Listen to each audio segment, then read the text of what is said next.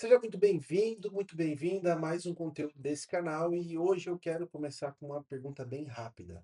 Você se lembra da última proposta que você mandou para um cliente e não teve resposta?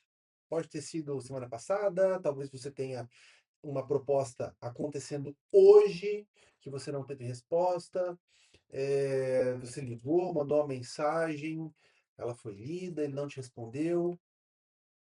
Pensou nessa proposta? E o que você fez quando você percebeu que não teve resposta? Você ligou de novo? Você mandou mais uma mensagem? Você insistiu? Se você é como a maioria dos empreendedores que eu acompanho, provavelmente não fez nenhuma dessas coisas. Provavelmente você olhou para aquela proposta sem resposta e pensou assim: se ele quisesse, ele teria respondido. Ele não teria deixado de me responder, ele seria mais interessado, ele teria me chamado, enfim, bola para frente, vamos pro próximo. E eu entendo esse raciocínio. Ninguém gosta de insistir. Ninguém quer parecer aquela pessoa chata que fica mandando mensagem. A gente tem até medo do que o cliente vai pensar. Ah, esse cara aqui não para de me mandar mensagem. Essa pessoa tá. Pô, será que ele tá ruim, mal de grana, para ficar me mandando mensagem o tempo todo?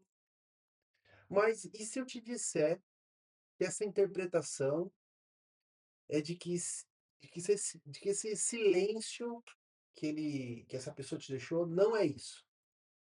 Inclusive, está custando caro para o seu negócio, você está gastando mais dinheiro do que você imagina pensando assim. E que a maioria dos clientes que chegaram no seu WhatsApp e sumiram depois de uma proposta não desistiram de comprar. Eles só não foram procurados mais.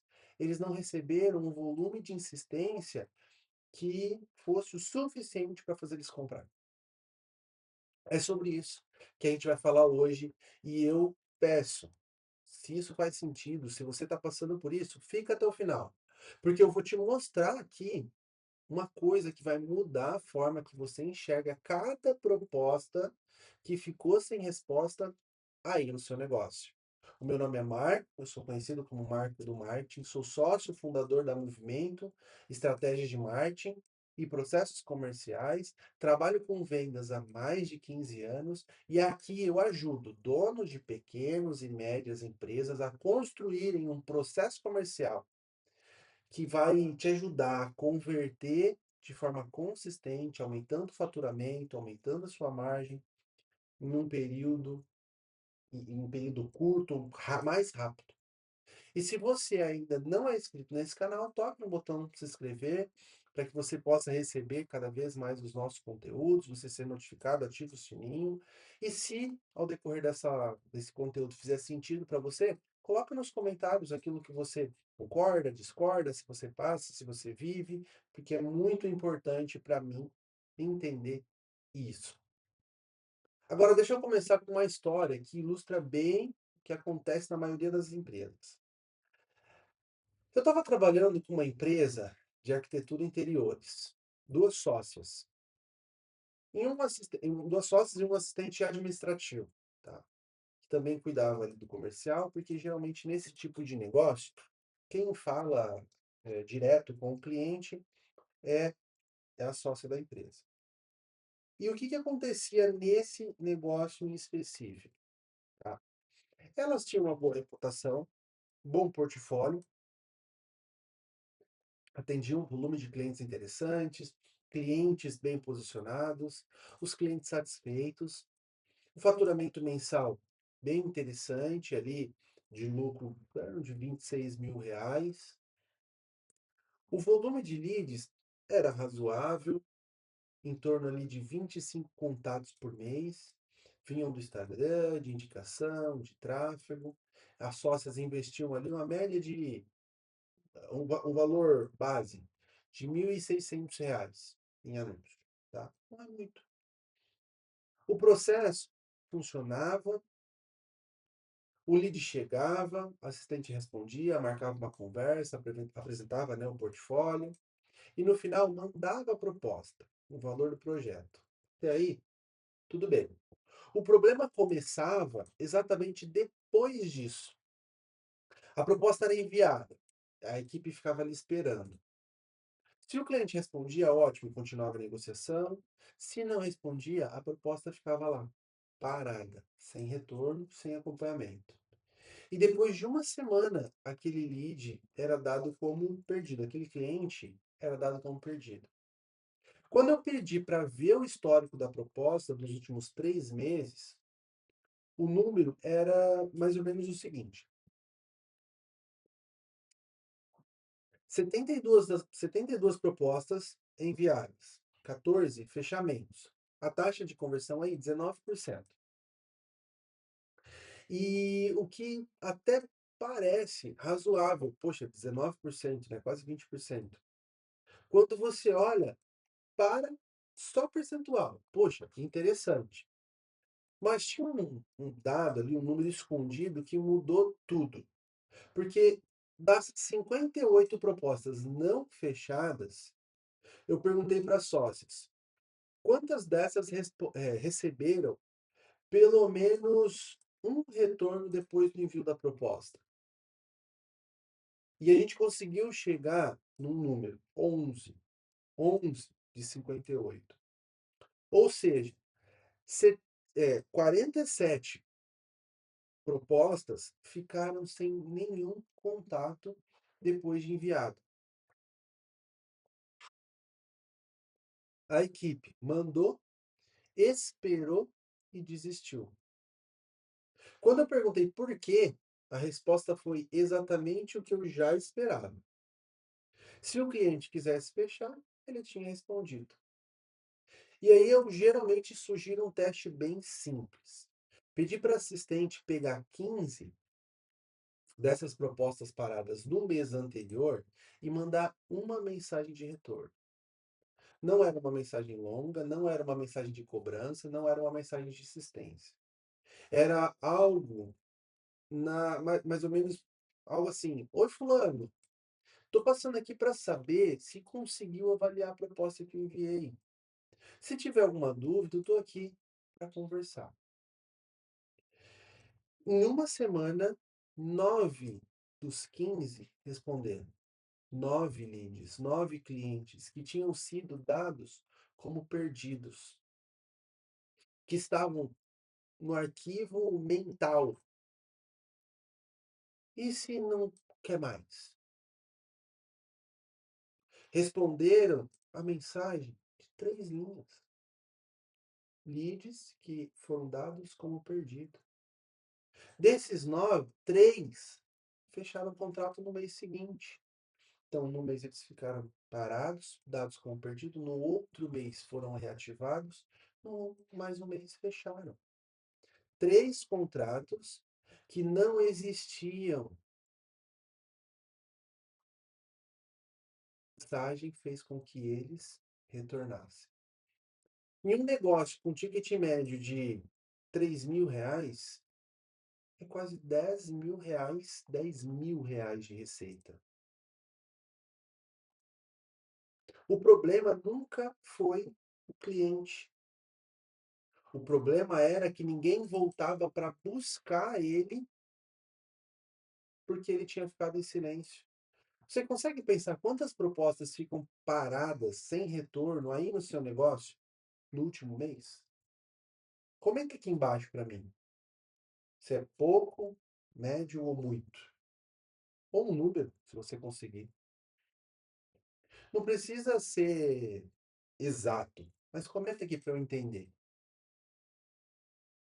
por favor.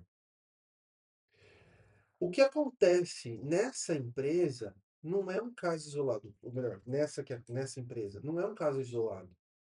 Eu vejo isso se repetir em praticamente todos os negócios que eu acompanho, independente do segmento, tá? É um mecanismo por trás disso que tem 4 camadas que vale a pena ser nomeadas. Porque cada uma delas revela um pedaço do problema que a maioria não enxerga. Eu preciso desconstruir essa crença em você agora, porque essa crença custa dinheiro.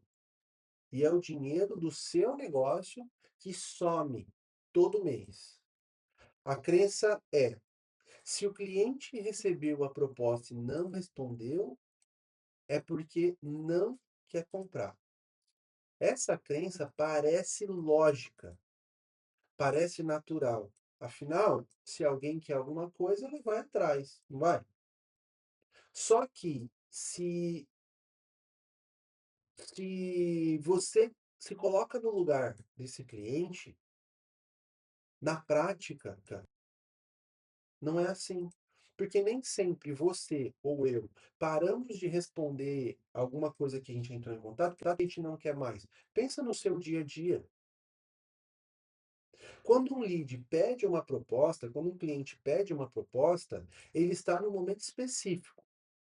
Ele está interessado, ele está avaliando, ele está pensando em resolver um problema. Mas a vida dele não gira em torno da tua proposta. Ele tem família, ele tem trabalho, tem outras decisões para tomar, tem outras mensagens no WhatsApp. A proposta chega, ele abre, lê, pensa, pô, legal, recebi a proposta, agora eu vou pensar com calma. E aí a vida continua.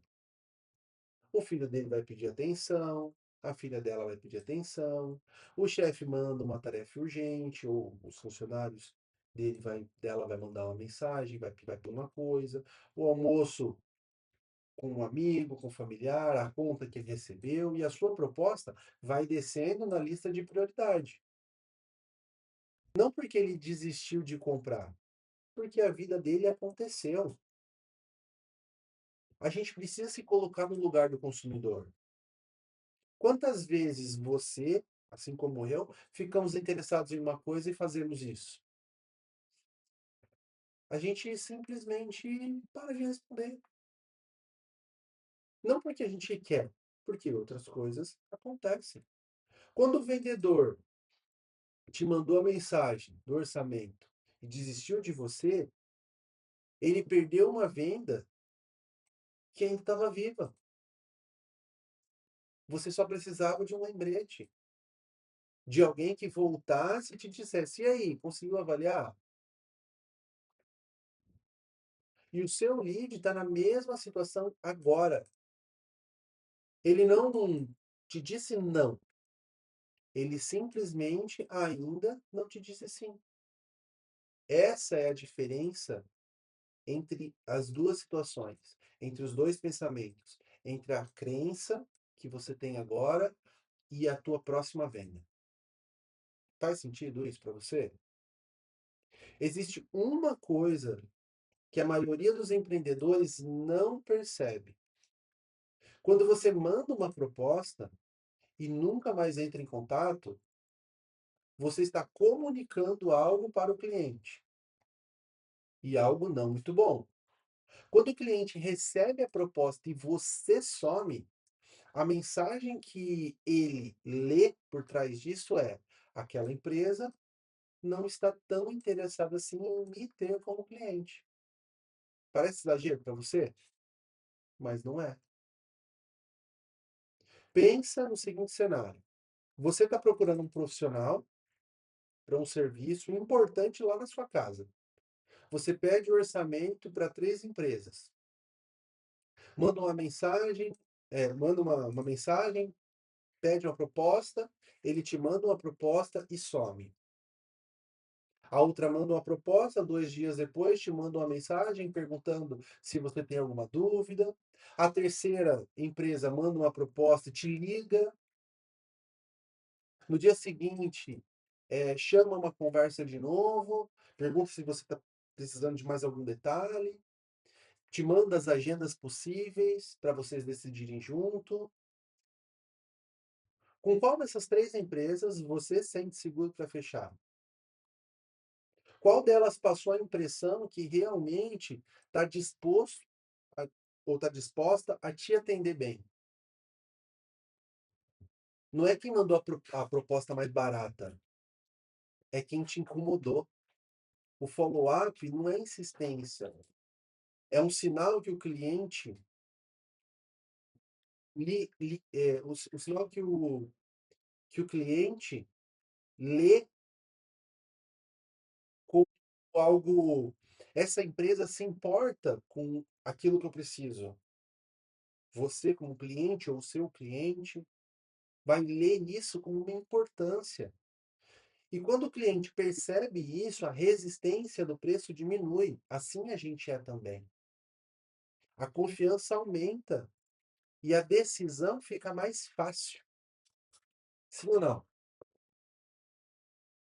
Quem não faz o follow-up não está sendo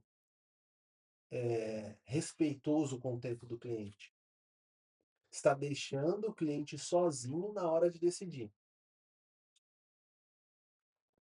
Está deixando o cliente sozinho na hora de decidir. A chance dele voltar para você é menor. O cliente que decide sozinho, na maioria das vezes, decide não comprar. Tem uma regra dos 3 dias. Se você precisa comprar alguma coisa, espera por 3 dias. Você vai ver se aquilo realmente era necessário ou não. Porque a nossa expectativa de compra cai. Não é por falta de interesse, é por falta de acompanhamento do nosso vendedor, ou nós como vendedores, de estar naquele momento de compra do cliente. Ou você vai ficar esperando ele decidir por 3 dias e ver que talvez não era tão necessário assim aquilo que ele poderia comprar de você. Ah, Marco, mas aí você está dizendo que eu vou vender algo que é desnecessário para o meu cliente? Na maioria das vezes, não é isso. É que existe uma demanda daquele momento e ela precisa ser atendida. Por exemplo, um encanamento quebrou a torneira da minha casa. Eu preciso resolver. Eu mando mensagem para o encanador. Ele não me responde. Eu vou lá e vou trocar a torneira. Ou eu vou só tapar o buraco e aquilo vai ficar ali até que eu consiga alguém que vá fazer, ou eu mesmo vá lá e compre a torneira e troque. Agora, se a torneira quebrou, eu preciso sair para trabalhar, eu tenho que levar o filho na escola, eu preciso atender alguém e a torneira está quebrada. Eu mandei mensagem para o encanador, ele me respondeu, me ligou, perguntou o que que eu preciso, o que que eu preciso e e como que ele pode me atender, a agenda que ele tem. Eu falo, cara, vem e troca. Eu já perdi as contas de quantas vezes eu já ouvi essa frase de dono de empresa. Eu não quero ficar enchendo o saco do meu cliente. Eu entendo. Ninguém quer ser aquela pessoa inconveniente. Ninguém quer um cliente que o cliente olhe para você e pense, puxa, esse cara de novo. Mas aqui está o que eu preciso te dizer com toda a clareza possível. O medo de incomodar está matando as suas vendas. Porque o que você chama de incomodar, o cliente chama de atenção. E o que você acha que é insistência, o cliente percebe como interesse. É a linha, e essa linha entre um e outro, é simples. Mandar uma mensagem cobrando resposta sem oferecer nada é insistência. Mandar uma mensagem perguntando se ficou com alguma dúvida, se existe algo que pode fazer para ajudar na decisão, se ele precisa de mais informação para avaliar. Isso é cuidado, isso é profissionalismo, isso é condução para a próxima fase da negociação. Eu costumo usar uma comparação que deixa isso bem claro. Pensa em um médico. Você faz um exame e o resultado sai. O médico te liga para conversar sobre o resultado. Você acha isso inconveniente? Você pensa, pô, esse médico tá me enchendo o saco? Não. Você pensa, esse médico se importa comigo? O seu follow-up tem que ter esse mesmo efeito. Quando você manda uma mensagem para um cliente que está em silêncio, que está sem resposta, você não está incomodando. Você está mostrando que se importa com o projeto dele, que se importa com a necessidade dele. E isso gera confiança. A grande maioria dos empreendedores que não fazem follow-up evitam por preguiça, evitam por medo. E esse medo custa caro. Porque enquanto você está respeitando o silêncio do cliente, o teu concorrente que não tem esse medo está mandando a terceira mensagem, a quarta mensagem, a quinta mensagem e está fechando no teu lugar. Eu quero te mostrar uma conta que poucos empreendedores fazem. E quando fazem, o resultado é assustador. A maioria das empresas que pesquisam sobre comportamento de compra apontam que mais da metade das vendas acontece depois do segundo contato com o cliente. Ou seja, a maioria dos negócios não fecha na primeira mensagem. Fecha na segunda, na terceira, na quarta. Agora pensa no que acontece quando o seu processo comercial para na primeira tentativa. Você manda uma proposta, não recebe mais nenhuma mensagem e desiste. Você está desistindo exatamente no ponto que a maioria das vendas começa a acontecer. É como se você plantasse uma semente, regasse no primeiro dia e no segundo dia arrancasse a planta do chão, porque ela ainda não cresceu. A semente precisa de tempo, precisa de cuidado, precisa que você volte no dia seguinte, regue de novo. A venda funciona exatamente do mesmo jeito. O primeiro contato planta o interesse, o follow-up rega e o fechamento é a colheita. Quem paga por isso é você. Porque quem para de regar nunca vai colher. E por isso vai culpar o solo, vai culpar a semente, vai culpar o clima. Quando na verdade o que faltou foi voltar no dia seguinte. Cada follow-up que você faz é uma colheita que você não abandona. E a soma dessas colheitas, mês após mês, é o que explica a diferença do faturamento que você tem e o faturamento que o seu negócio é capaz de gerar. Agora, vamos colocar isso em números para ficar concreto. Porque sentir que está perdendo venda é uma coisa, saber quanto está perdendo é outra. Vou usar os números dessa empresa que eu contei ali da história. 72 propostas enviadas, 14 fechamentos e 47 sem nenhum retorno. Quando fizemos aquele teste de 15, né, mensagem para 15, que 9 responderam e 3 fecharam, isso dá uma taxa de reativação de 60% e uma taxa de conversão de 33. 60, 15, 9, 3. Se aplicarmos essa reativação de 60% para as 47 propostas paradas, seriam 28 reativações. Com uma taxa de 33%, seriam 9 contratos adicionados. Imagina? Agora faz as contas no seu negócio. Ticket médio vezes 9. Se a gente colocar ali R$ 3.200, são R$ 9.600 por mês. São R$ 115.000 no ano, só fazendo follow-up de propostas que você já tinha mandado.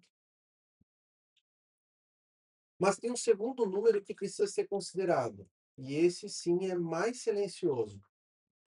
Obrigado.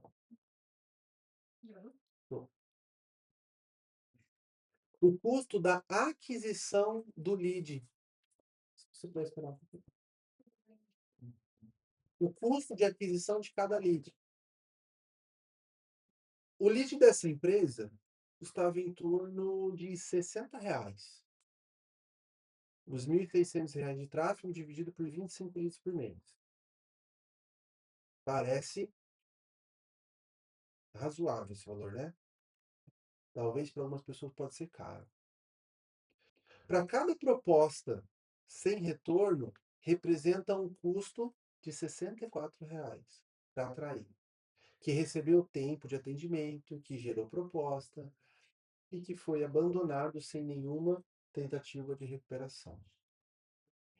47 vezes 64 são R$ 3.000 investidos em leads que foram descartados sem follow-up. Só em um período. Sem contar o tempo que a equipe atendeu, qualificou, preparou. Esses 64 a gente avaliou um período de 3 meses. E tudo isso vai para o lixo. Não porque porque o cliente era ruim, porque ninguém voltou para perguntar se ele tinha alguma dúvida. Quando o follow-up vira parte do processo, o negócio muda de patamar. Quando existe follow-up, a proposta enviada, a proposta enviada não fica para na conversa. É o começo de uma negociação. Você sabe o que mandar depois. Existe um próximo passo definido, uma mensagem no dia seguinte, uma ligação 3 dias depois, uma abordagem diferente na semana seguinte. O cliente não fica sozinho decidindo, ele é acompanhado. Quando existe o follow-up, você para de depender do cliente que já chega decidido, porque a verdade é que poucos clientes chegam prontos para fechar na primeira conversa, principalmente nesse caso que eu falei sobre de imóveis, né? O cliente geralmente ele faz mais propostas, ele fala com mais pessoas. A maioria precisa de um empurrão, precisa de alguém que volte, que pergunte, que mostre que se importa. E quando você é essa pessoa, a venda acontece. Quando existe o follow-up, o investimento em tráfego rende. Porque cada cliente que chega, recebe um atendimento, não é, na verdade, não é só um atendimento, é um acompanhamento. Ele é conduzido. Você aproveita mais cada conversa.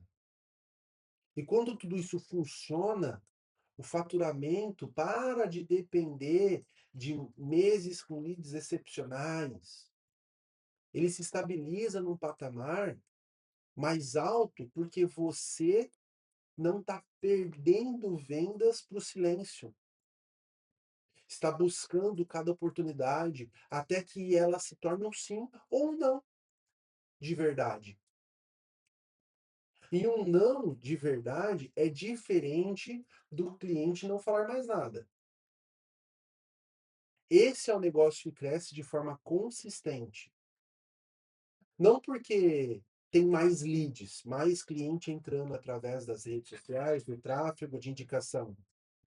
Porque respeita cada lead e conduz eles até o final. Pro sim ou pro não. Então, deixa eu recapitular com você o que a gente conversou aqui hoje. Silêncio depois de uma proposta não é a mesma coisa que um não. Na maioria dos casos, o cliente não desistiu. A vida dele está acontecendo. Outras prioridades estão acontecendo, apareceram. A sua proposta está descendo na lista de atenção dele. Ele não disse não. Ele está esperando que alguém volte a buscá-lo. A falta de follow-up não não é respeitoso. Você não está respeitando o cliente. Você está abandonando a sua negociação. E enquanto você interpreta esse silêncio como rejeição, o seu concorrente está mandando mensagem, mandando a segunda, mandando a terceira, mandando a quarta, está ligando e está fechando para os seus clientes, fechando com os seus clientes. O medo de incomodar custa caro. O que você chama de insistência, o cliente chama de atenção. E a linha entre um e outro é simples. Insistência é cobrar, follow-up é acompanhar. E a matemática é clara. A maioria das vendas não acontece no primeiro contato. Quem para na primeira tentativa está desistindo exatamente no ponto aonde a venda vai começar. Quando o follow-up vira parte do processo, cada proposta enviada vira uma oportunidade com data de acompanhamento. Não é um bilhete jogado na esperança de uma resposta. Se esse conteúdo está fazendo sentido para você, eu quero fazer uma pergunta para você agora. Abre o seu WhatsApp agora, se você quiser abrir ele ou mentalmente, para você não precisar sair do vídeo, e me diz quantas propostas você tem parada lá, sem nenhum retorno. Comenta aqui para mim. Eu vou responder cada uma delas. Me diz ali nos comentários se você consegue identificar isso. E não deixa de se inscrever no canal, porque eu estou sempre aqui falando sobre isso. Se você tiver alguma pergunta para colocar ali nos comentários, falando dos comentários ainda, né? Pensei agora. Se você tiver alguma pergunta para fazer sobre como reativar um cliente específico, ou quantas vezes você já mandou mensagem para ele, ou como você está conversando com ele, coloca nos comentários. Eu vou ler todos eles, eu respondo para você e talvez isso vire até um conteúdo aqui para o canal. Não deixa de se inscrever aqui no tocar no botão de inscrição para que você sempre receba as notificações, ativando o sininho também. Tá certo? Não deixa de seguir nas outras redes sociais, o Marco do Marketing, para que você possa ver conteúdos curtos, né? Que você chegou até aqui, você também vai receber conteúdos curtos pelas outras redes que eu também estou sempre compartilhando ali. Tá certo? Então era isso que eu queria deixar para vocês hoje. Follow-up é essencial e o silêncio não é um não. A gente precisa correr atrás desse não. E esse não provavelmente você vai ver que vai virar um sim. Então, até a próxima. Um abraço.